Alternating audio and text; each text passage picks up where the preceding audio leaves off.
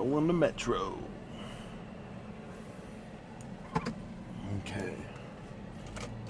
Alright, guys. I am finishing my Element and Gatorade. Getting ready for a squat day. This will be my last squat before I deload.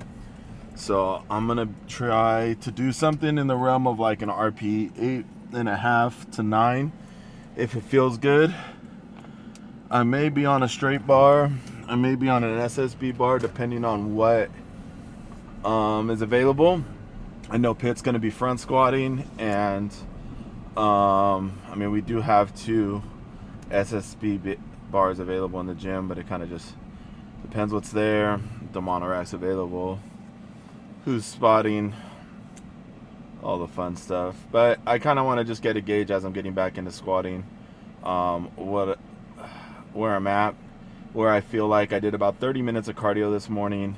It's probably about my 2nd or 3rd week of like really consistent cardio, and my weight's changing and my body leverages are changing, so I want to get some type of formal baseline so I can kind of just track progress and get better, truthfully.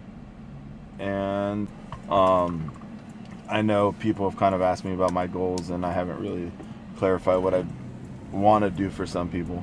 But really the goal is to step on the platform at 308. That would be around 70 pounds lighter than the last time I competed. And in order to do that within the parameters I want, in order to still PR and still hit numbers that I think are acceptable, in my head I need to be around 330 pounds by the end of October. So that's a goal of mine as well. I'm about 345 pounds right now, as of this morning, and I want to try and squat 800 pounds. I want to PR my bench, and I want to PR my deadlift. So basically, I have completely unrealistic goals. I guess I think they're attainable. I'm at a point in my life where I can focus on just work and training, and that won't be like that for very much longer. I feel like I'm in a unique space in my life where I can push the envelope and push my body and really try to find my limits, and I want to do that. I really want to. I want to know where the edge is. I want to know what I'm capable of, so that way when I'm done and I can walk away from things, I'm at peace, and I know I've done this thing, I did this thing, I'm proud of what I did and what I accomplished, and it's time to move on to a new goal. I mean, one day I may want to see abs in my life. One day, I don't know, I just see myself probably wanting to be like a functional jack dad, to be honest with you. So I don't have a huge idea panned out as to what I want to do, but I know more or less weight wise the journey that I want to scale down to once I'm done powerlifting. And taking a step down in weight is part of that process, but I think I've always kind of thought in my head somewhere between 330 and 308 it would probably be my optimal weight, and so I want to get there. I want to try and make it happen.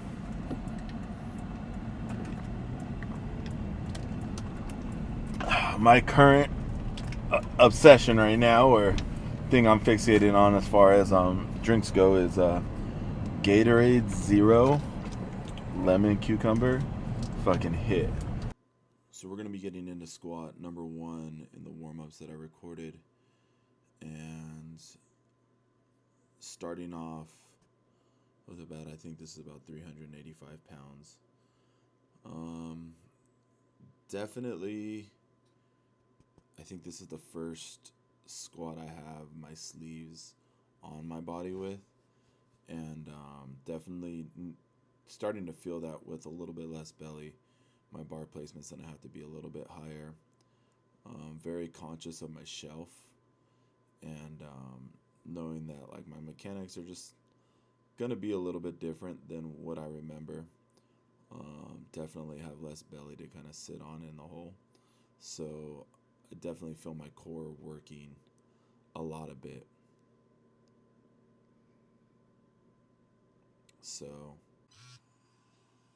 moving into the next warm up, things get a little bit more serious. Definitely still playing with my belt placement and trying to get a feel for what's gonna feel right.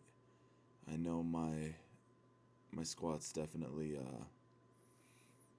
changed a little bit. My body mechanics have changed, but the good thing is that I haven't been really squatting with a straight bar, so I I feel comfortable because it's almost like kind of working out the kinks from being away from it for a while.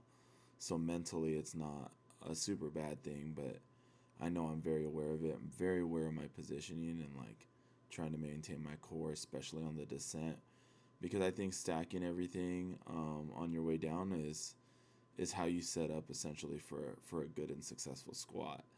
So getting into this, definitely was moving at a solid pace, making sure my hips are in, sitting down at the bottom, and then exploding back up. I think I sat a little bit more forward the second time. The first rip was probably a lot better. Um, but yeah, shout out to Mike there, rolling up, and shout out to Tony. One of the things that I took the time to kind of make sure we did today too was get the girls comfortable squatting with us.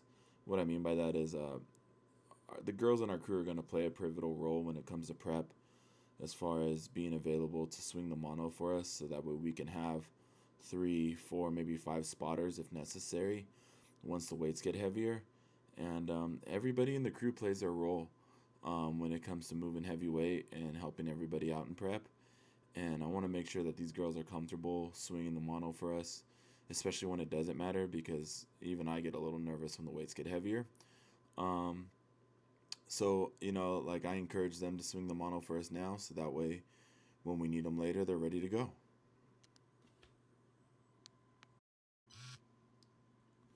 So what you're going to see us kind of get into here is the last warm-up that I have before my top squat of the day. And Mike is actually going to be taking some time to make sure that Uriah gets comfortable. I reinforce and kind of tell her, hey, I trust you.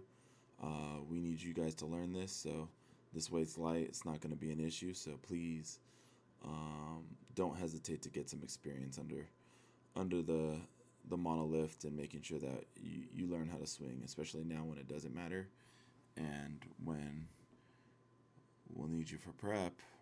You're ready to go and you're comfortable doing this. So just kind of still feeling under the bar, getting a little heavier, making sure I pop my hips out. Definitely starting to feel the weight at this point. Searching, I feel like my def could have been a little bit better on this, but the rep overall was solid. Giving her some verbal cues to let her know it's good to swing, because I was just doing a slight warm-up. And moving on from there, I think me and Mike both chime in on the backside and are like, hey, girl, this we're going to need you. This is important. Trying to connect the whys so that way we have multiple people that are there, so no matter who's available, we're going to be able to have all hands on deck to move some big weight. So what you're going to see here is some of the ills of us, making sure we stay safe, So here, Tony comes in. She's going to swing the weight. This is, I think, probably one of her first times probably swinging something over 600 pounds. I think there's about 630 loaded. And I'm going to be getting ready to squat. I think Pitt comes in behind. So, it's a full team effort, everybody that's there, to make sure that we're in a good position to make sure everything goes well and get safe.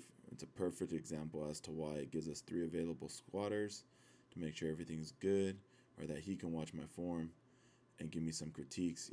Definitely see the dip at the bottom of the hole, and you see my bar path variate, And, looking back at this, I wasn't very happy with the squat. I mean, it could have been cleaner. I think it should have been cleaner. But that's why we take video, and then we get that feedback in order for us to be able to dial it in and get better. So grateful. Looking back at that, I decided not to go up on the day. Kind of in my head, I had planned for maybe like a 650 to 672. But I thought I was squatting somewhere closer to like 600 pounds, not 630 pounds. And to go up 20 to 40 pounds really didn't make sense to me from an energy exertion standpoint. And I know I wanted to hit some back downs. So we left it there for the day. It feels good knowing that even with, the weight loss, some of the body changes and mechanics changes, I still feel like if I needed to, right this second, I could probably squat about 705 if I needed to. And that feels good. It's nice to know. So after the top set, I took about a plate off in the 5 and went down to about, I think this is 495 or so, in order to hit just a quick triple, still feel some moderately heavy weight, work on that bar path, work on my bar tightness, and making sure that I moved the bar appropriately and the way I wanted to before getting into some band work. So playing with these bands was definitely fun and something out of my realm. Luckily, I had Mike here with me, so he was able to help me set up and show me how to appropriately set up the bands in order to get appropriate tension, in order to get even tension. I felt like I was getting uneven tension. It could have been where I placed them on the bar. It was very subtle, but you'll see the rock initially on some of these. You can definitely see me probably needing to maybe pack my head back on some of these, but this is going to address some of the upper back tightness and that I need to make sure that I improve upon, and then also help me address needing to be more upright and address my sticking point that's higher up in my squat. I'm pretty explosive out of the hole, so you got to train your weaknesses and address them, and then deciding between what this feels like and maybe like a camber bar squat is something that I'll probably take some time to evaluate and deload. I might even move through both of them just to kind of feel what that might look like and feel what the stimulus looks like. Dare I say I might even have 2 leg days. Still looks like my stance could probably use some work too. I think my very last set, you see me get into a wider stance, and that might prove to help me out a little bit too. But filling out the weight, definitely even with that second one, and seeing what is going to feel like an appropriate way to get some working volume with. So I worked up to these 3 reds, and I think that going forward is going to be the number that I need. I can definitely feel right away that this was heavier. I think my legs are a little wider, and I thought I got into some really good depth with this, but from the back, I just don't know, to be honest with you. But I could definitely feel the pressure and wanting to pull forward, and I nodded my head right away, and I was like, yeah, see, now I'm doing something that feels appropriate. It feels good. And then recapping with Mike, I mean, this is the importance of kind of training partners, and why having that haptic feedback makes sense is that it's going to push you to be better. They're going to have eyes on your lifts. Having that consistency is only going to make you a better lifter, as well as your feedback, obviously, from your coach. So, yeah, that pretty much wrapped the squat portion of my leg day. I did some leg presses, and I did some leg extensions and some leg curls, and called it a day.